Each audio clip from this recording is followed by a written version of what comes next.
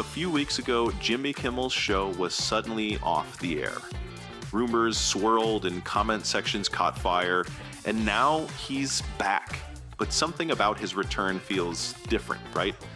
Because whether you like him or not, Jimmy Kimmel has done something rare in modern entertainment. He has stayed grounded through decades of fame, criticism, loss, and now cancellation.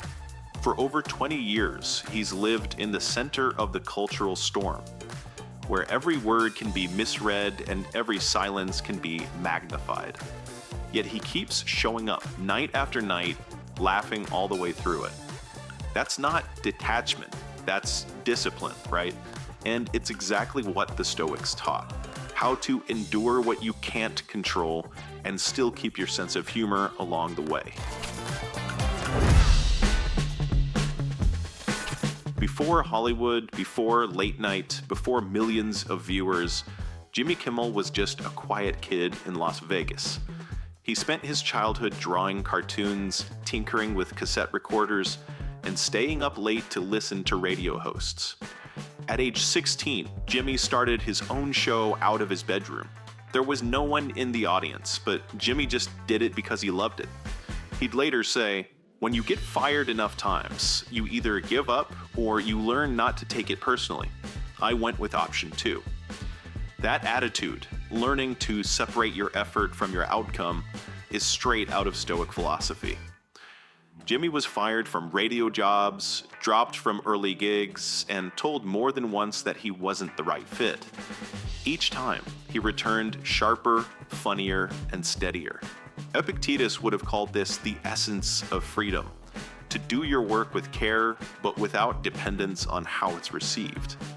Or as Seneca wrote, no man is crushed by misfortune unless he has first been deceived by prosperity. Jimmy Kimmel's sense of calm didn't come from success. It was built in the early years, the nights of failure, silence, and persistence. In 2017, Jimmy Kimmel's son, Billy, was born with a life-threatening heart defect. Within days, Billy needed open-heart surgery. Jimmy took a break from his show and then came back, voice shaking, and spoke about what happened. He wasn't performing, he was just sharing from the heart. And yet, even through the tears, Jimmy stayed composed. Not in a robotic way, but in a balanced way. Jimmy later said, "You think you know what stress is until your child's in surgery. Then you realize most of what we stress about isn't worth a second of our time." Now that's a sense of perspective that I think we can all learn from. Marcus Aurelius said, "To bear trials with a calm mind robs misfortune of its strength." Love that quote. And that's what Jimmy Kimmel did. He learned all he could from his grief. He turned personal fear into empathy for others, reminding millions that everyone, even the man behind the jokes, is fighting unseen battles. Being a late-night host today means living in a world of instant outrage. Every joke, every pause, every single reaction is dissected in real time. And recently, when his show was briefly shut down, that outrage machine hit full speed. But instead of fighting back or posting defensive statements, Jimmy Kimmel stayed quiet. And then, when the dust settled, he came back to his desk, smiled, and moved on. Jimmy said it simply, "You can't control how people take a joke. All you can do is decide why you told it." That line could be straight from Epictetus, because your intention, not reaction, is where your freedom lives. Marcus Aurelius wrote, "When circumstances stand in your way, remember, nothing can happen to you that nature has not fitted you to endure." Jimmy Kimmel understands this instinctively. You can't outmaneuver chaos. You can only outlast it. And that's why 2 decades later, Jimmy's still sitting at that same desk, smiling through the distractions.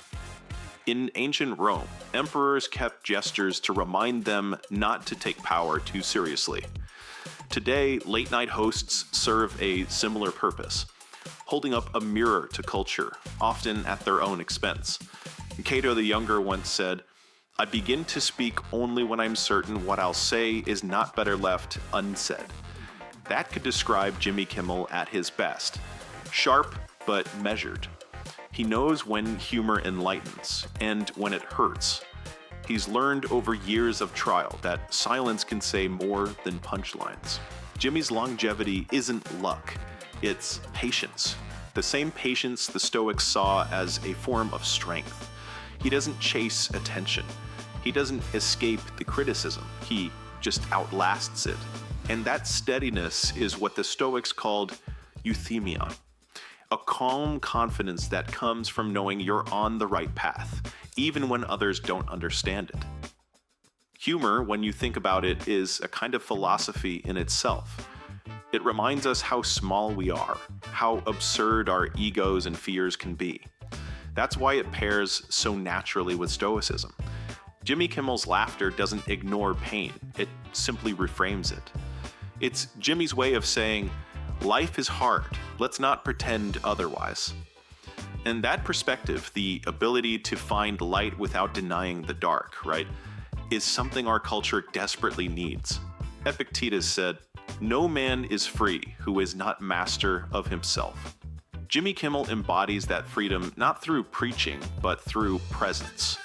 He laughs, adapts, and just keeps working without letting public storms and opinions change who he is. So, what can we take from Jimmy Kimmel's story? Here are 5 Stoic lessons that you can take with you today. Number 1, learn to separate effort from outcome. Work hard, but don't rely on the results for your sense of peace. Number 2, see hardship as a teacher. Like Jimmy Kimmel learned through his son's surgery, most worries don't deserve our time. Number 3, control your intention, not the reaction.